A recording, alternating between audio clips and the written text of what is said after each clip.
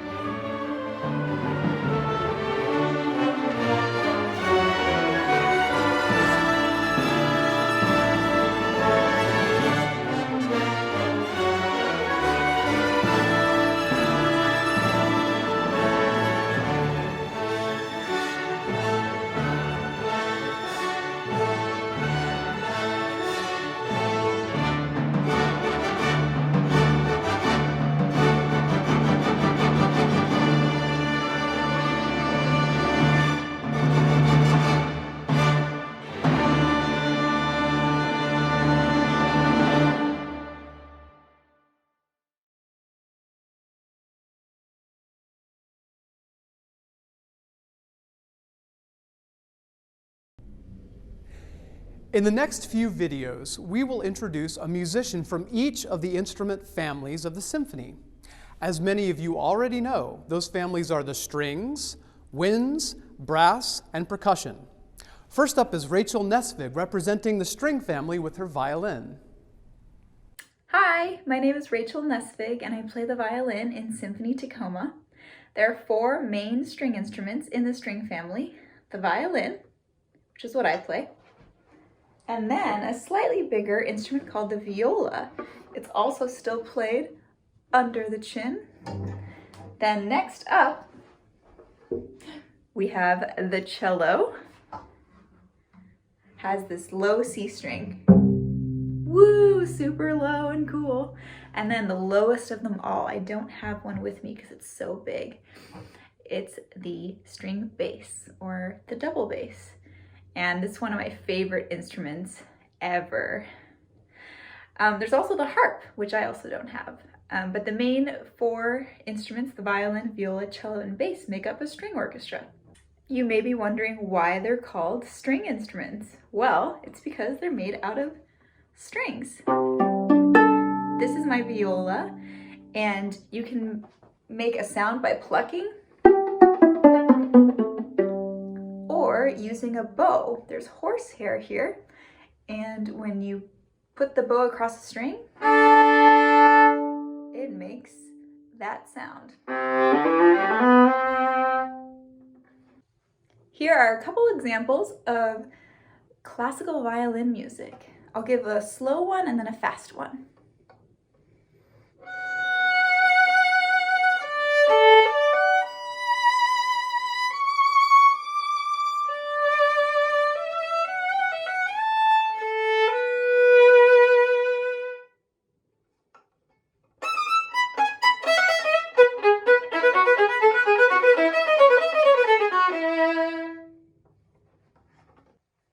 One of the reasons I like playing violin is that there's so many different styles you could play.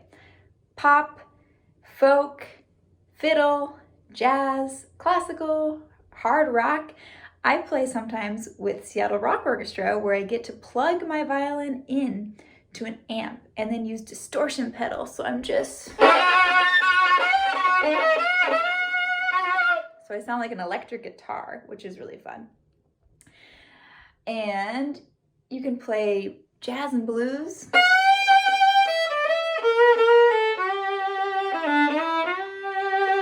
Notice I slid my fingers a lot, which is really fun to do.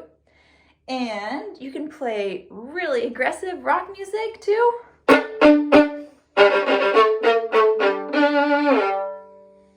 And you can play really aggressive classical music as well, which is really fun. And fiddle music.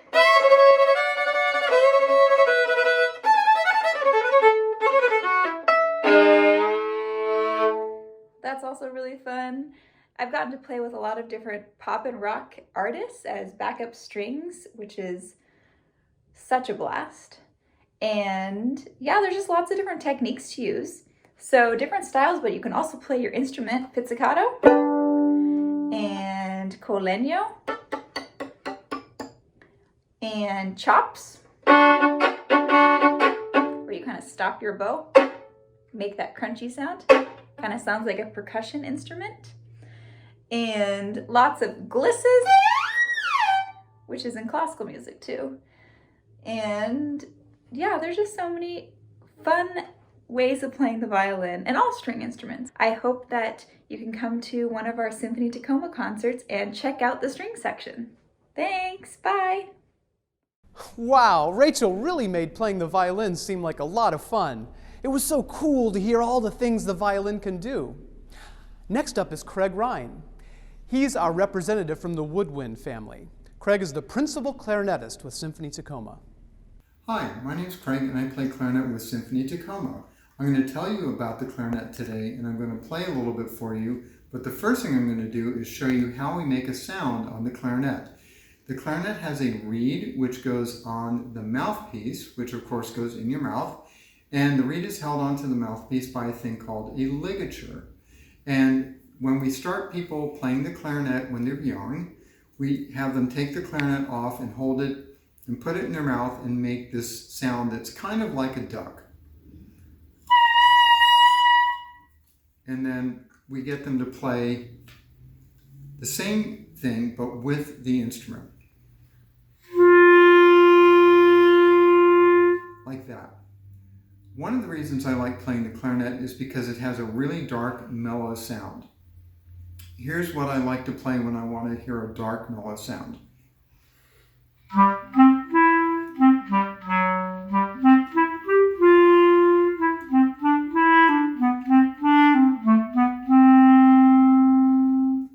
And the clarinet is a very versatile instrument. As a matter of fact, it was used a lot in jazz in the 20th century. And one of the things that you have to do when you play jazz clarinet is this thing called bending notes. And it sounds like this. Like that. You can also do a thing called the glissando, which sounds like this.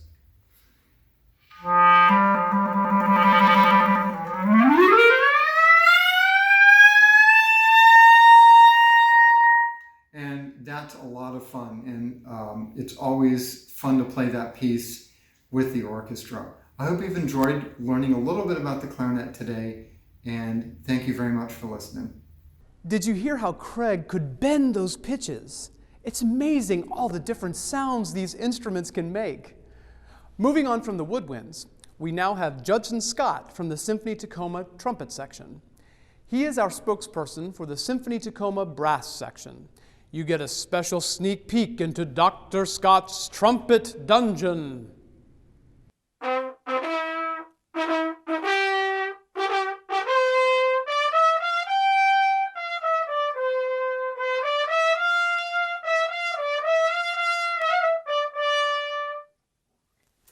Hi, my name is Judson Scott. I play third, assistant first in the Tacoma Symphony, which means if there are 3 trumpets on the program, I play third. If Charlie Butler, the principal trumpet, is not available for a concert, then I move up to the principal chair. Jeff, the second trumpet player, stays on second. So, in addition to playing with Symphony Tacoma, I teach trumpet at the University of Puget Sound, and I play in a couple other orchestras. In Tacoma, Northwest Sinfonietta, and in Seattle, the North Corner Chamber Orchestra, and in Bellevue, the Lake Washington Symphony Orchestra. So usually I'm running around from orchestra to orchestra, but obviously that's just not happening right now. So the instrument, what you just heard, was a little bit of the trumpet shell sound from Messiah by Handel. The trumpet is a very old instrument and also actually kind of a new instrument. It's old in that there are trumpets that have been discovered dating back to ancient Egypt, about 3,000 years ago. This is more or less a copy of what the trumpet was around 1700. And you'll notice there are no valves. The valve had not yet been invented. So it's very easy to look at this and think of what you can't do, because all it can play is the tonic triad in the low range and then a tonic scale in the upper range. And some of that's even fairly out of tune.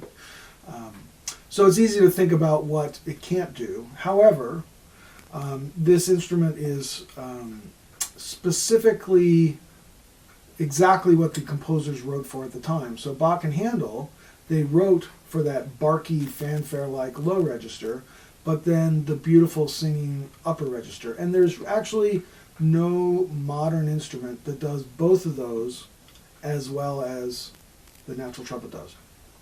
The piccolo, which is what those works are commonly played upon, are great for the upper lyric stuff. They can float very nicely, but they can sound a little toy-like on the fanfare material.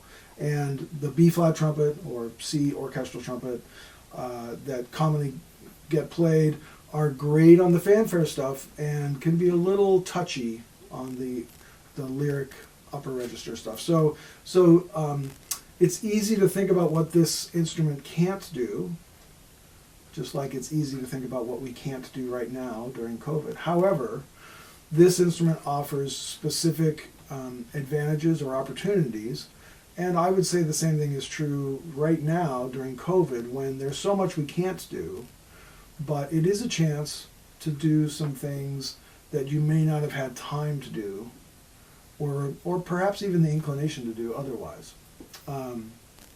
Anyway, so of course, well, this is a B-flat trumpet. This is what I warm up on every day.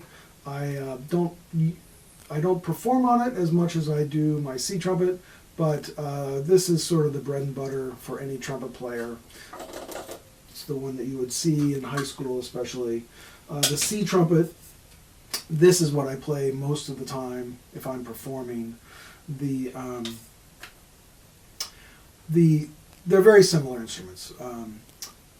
They are, but the C trumpet is a little tighter. It's a little more, it projects a little more, and so on the B-flat trumpet, that instrument is a little wider sounding to blend with other trumpets. The C trumpet is more focused to cut through all those string players up front, so we can project over.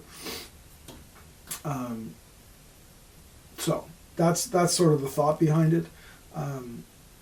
Most orchestral players end up playing a C trumpet for whatever that's worth. Anyway, I'm going to play another little musical excerpt for you. It's from Mahler's Fifth Symphony, and what I'm not going to do is play the beginning. Mahler's Fifth starts with a big long trumpet solo, like just one trumpet, nobody else. And that's great, but to me that's not what orchestral playing is. Orchestral playing is playing with other musicians. And so the little passage I'm going to play, it's not really that long, is from the meat of the first movement. And it's this beautiful soaring line full of anguish, but it's all of the other, and so it may not be that captivating by itself, because it's the rush of the strings underneath these long notes in the trumpet that provide the context and the deeper meaning. And so it's that orchestral approach of we're all in this together, and it's everyone coming together to make music that is the great power of an orchestra. It's wonderful to have great soloists in various chairs, but it's really a group exercise. It's a group activity, and that's really the strength of an orchestra. So this is a little snippet from Mahler's Fifth Symphony.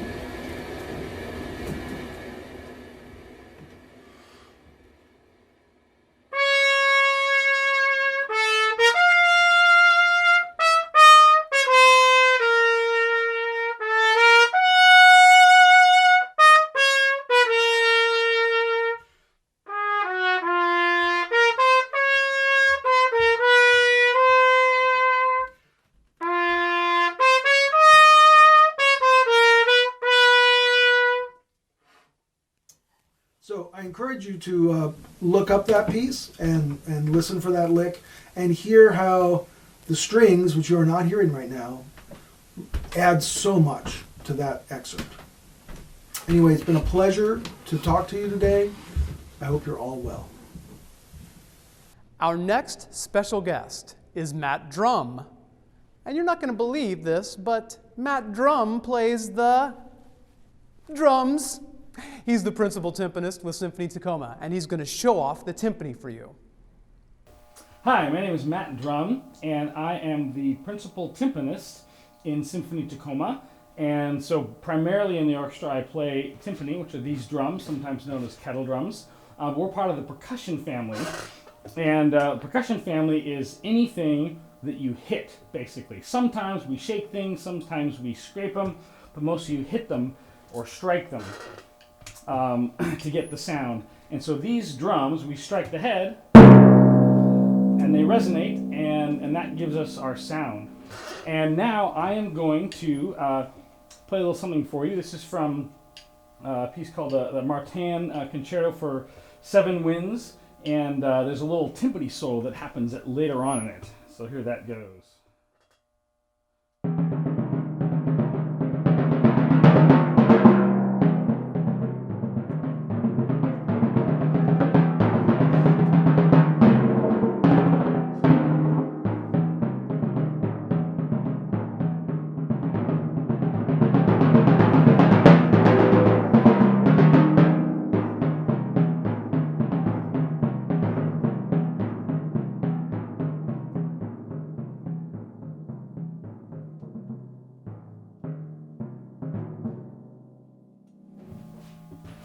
I just love playing that one. That's a lot of fun. Now, timpani, we play notes. We actually are tuned to specific pitches. So you can hear this, the minor chord. We can change the notes. We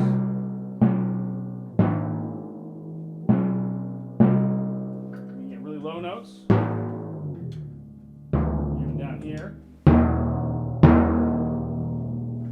And we can get high notes.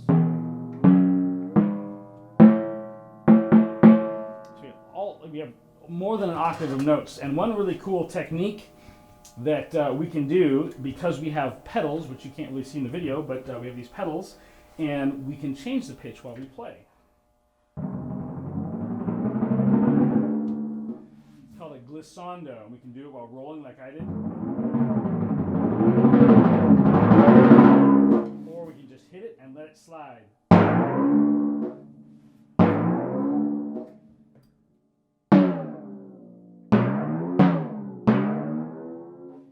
There you have the timpani, part of the percussion family. Our final musician to introduce you to is Catherine Case. Catherine plays the harp with Symphony Tacoma. Like Rachel and her violin, Catherine is part of the string family. The harp is such a cool instrument. We thought you should see it up close. Hi, my name is Catherine Case, and I play harp with Symphony Tacoma. This is my harp, and a cool thing about the harp is on the pedal harp, we have 7 pedals that we play with our feet, and they make sharps and flats. So if I play the C string, C natural, I can make the same string C sharp or C flat. And a cool effect is I can do a pedal slide.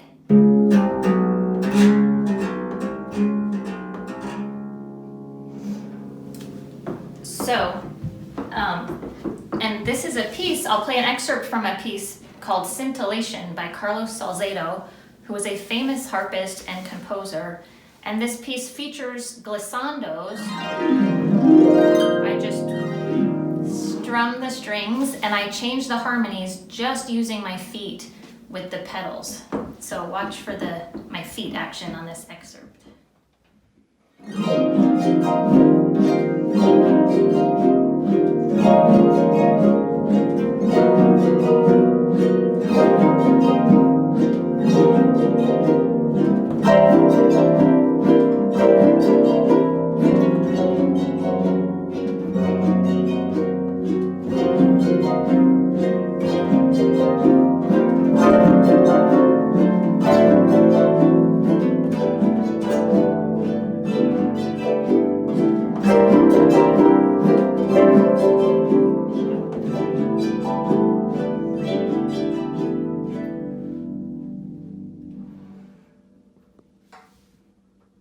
Now, I feel like I'm missing an important person when it comes to a symphony orchestra. Do any of you have an idea who it could be? That's right, it's the conductor. Here is Sarah Ioannides, the conductor of Symphony Tacoma.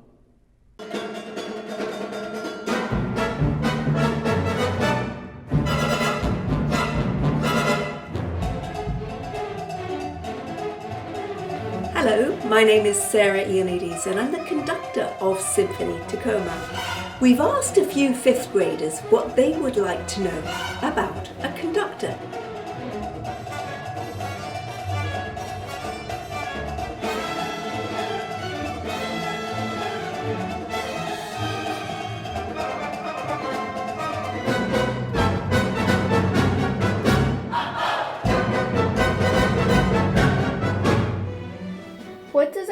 conductor do on stage?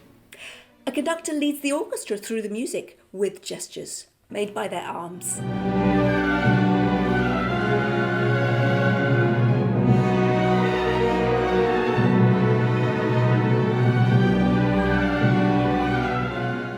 Does a conductor play an instrument in the orchestra? Long ago, conductors were composers, and so they would often play from the keyboard or lead the orchestra from the violin.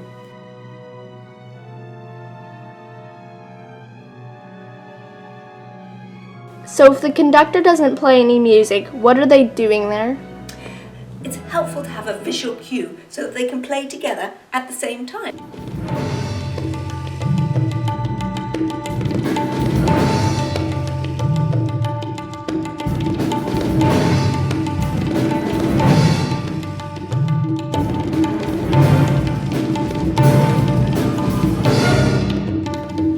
Is it difficult to conduct?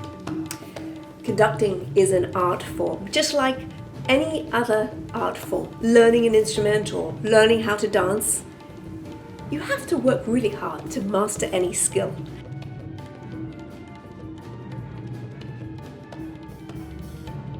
How do you become a conductor?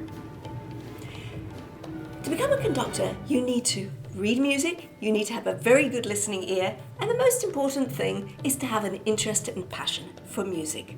Learning an instrument can be a great aid to that, and the more you play, the more you're likely to understand how the orchestra works from the podium.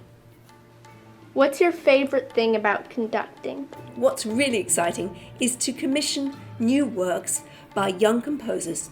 Here's a snippet of Eternal Light written by young composers. And if you look out for a message from your teacher this spring, you will be invited to join Eternal Light.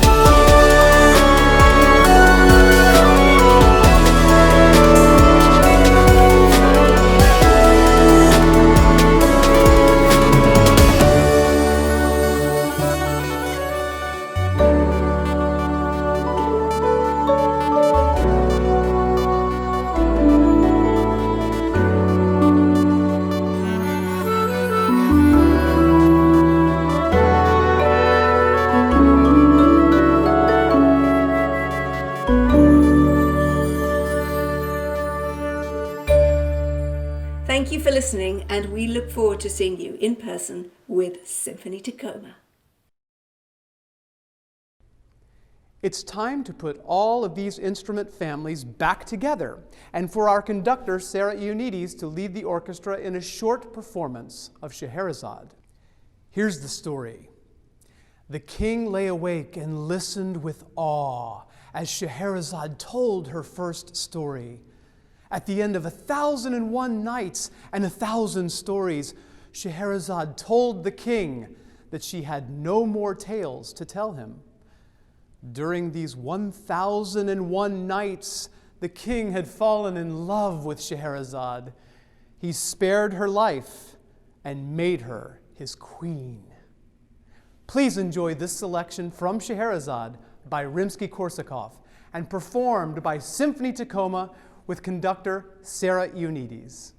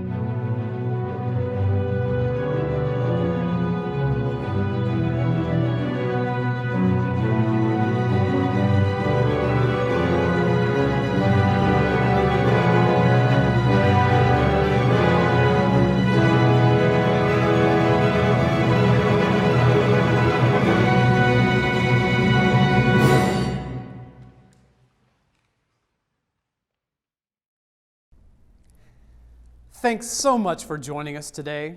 I had a wonderful time introducing you to my friends at Symphony Tacoma. I hope that each of you will be inspired to play an instrument in your school's band or orchestra. Many of our musicians started playing music right around your age in their school programs. Before you go, please help me in thanking our sponsors. A special thanks to Tacoma Creates, Ted Brown Music, CHI Franciscan, US Bank, TAPCO, and the Bamford Foundation.